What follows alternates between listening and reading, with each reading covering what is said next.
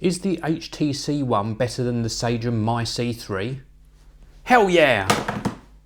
Does it beat the performance of the Motorola W375? Of course it does! Do the sleek lines better this Motorola Razr? Of course, are you stupid? What about this funky, geeky Nokia Star Wars Special Edition? Come on, are you kidding? And what about something like the Razr HD? Does the HT1 trump that too? Of course it does! The question you're probably still wanting answered is, does the HTC One beat the iPhone 5? Yep. Well, I hope you've stayed tuned this far into the video. This is not going to be a comparative review all the way through. I wanted to kick things off by having a look at the HTC One up against the iPhone 5. And that's because a lot of people are asking, will the One beat the 5? Well, let's have a look at the design aspects first of all. Obviously the HTC One has got a lot larger screen, and you can see the actual design aspects are quite similar actually. We've got these beveled edges around the sides of the devices. The difference here being is that the iPhone 5 has this metal rim all the way around, and HTC have continued the bevel along the left edge and right edge of the glass on the HTC One. Now the designs do differ a great deal from there on in, albeit they are both sort of unibody designs. The iPhone 5 does have these sort of plastic areas top and bottom. The HTC One has gone for embedded strips of plastic to allow the signal to go through to the various antennas. Camera placement's also different, but the actual feel and fit and finish of both devices is very similar. The real striking difference though is this massive full HD screen. Now the screens are quite different between the two devices, but both are absolutely superb. The Retina display on the iPhone 5 gives nice crisp text. It's a real pleasure to use, but it's a lot thinner and narrower than the 16:9 format screen on the HTC One, which offers up a 1920 by 1080 resolution. The text is even finer, and it really does look stunning. When you look at this for playing back videos, you're going to choose the HTC One over the iPhone 5 every single time. Now the next thing I want to cover is battery life. Both the HTC One on the left here and the iPhone 5 on the right have non-user replaceable batteries, so you are relying on that battery technology and the power inside to get you through a whole day. How do they measure up? Well, the iPhone 5, if you're a medium to heavy user, will actually get you through almost a whole day.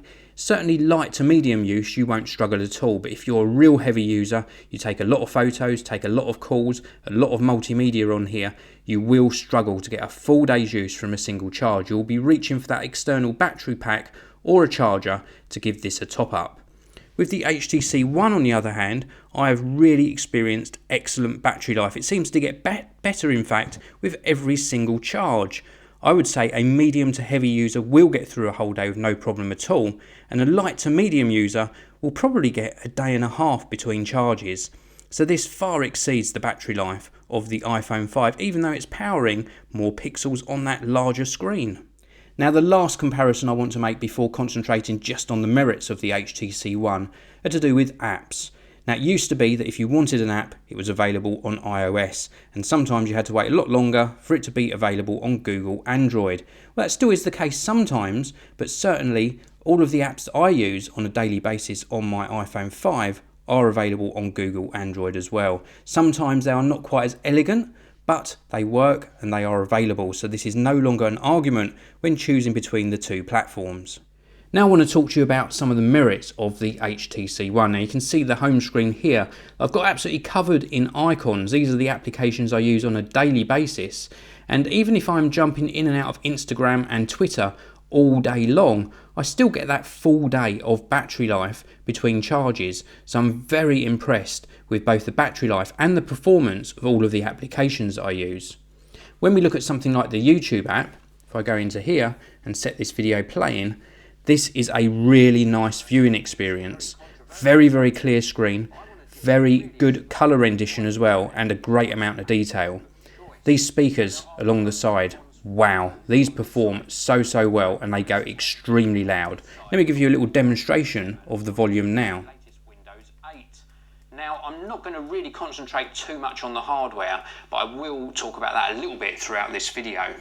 Now, first of all, with the operating system, on the Mac, it is very elegant, very simple to use, very easy to find things. Now, the volume you experienced there was without me even moving the microphone, which is up on my collar. So a great distance between the microphone and the HTC One, and the sound is just so crystal clear for both watching videos and for taking those calls as well.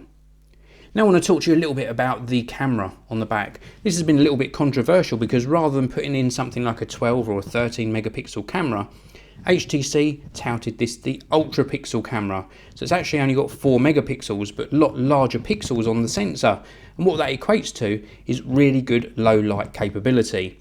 Now in my tests the camera performed very well for video work. I wasn't quite so impressed with the photos, although they were very colour accurate, very bright, very clear of noise. They didn't sort of render the resolution I would like to have nowadays. But video work, the audio and the video, absolutely superb. You really can't fault it. So apart from all of those really nice features I've talked about, the actual design of the HTC One is absolutely gorgeous. I've really fallen in love with it. They've done such a good job of actually designing this mobile phone that I can't really fault it. It seems to be very robust. I haven't got any scratches on it yet, and the design just oozes sex appeal.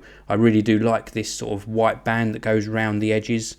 I really love the speakers. I love the beveling to the edges of the screen, even so much as the volume rocker on the side. It's just done so elegantly that it really has won me over.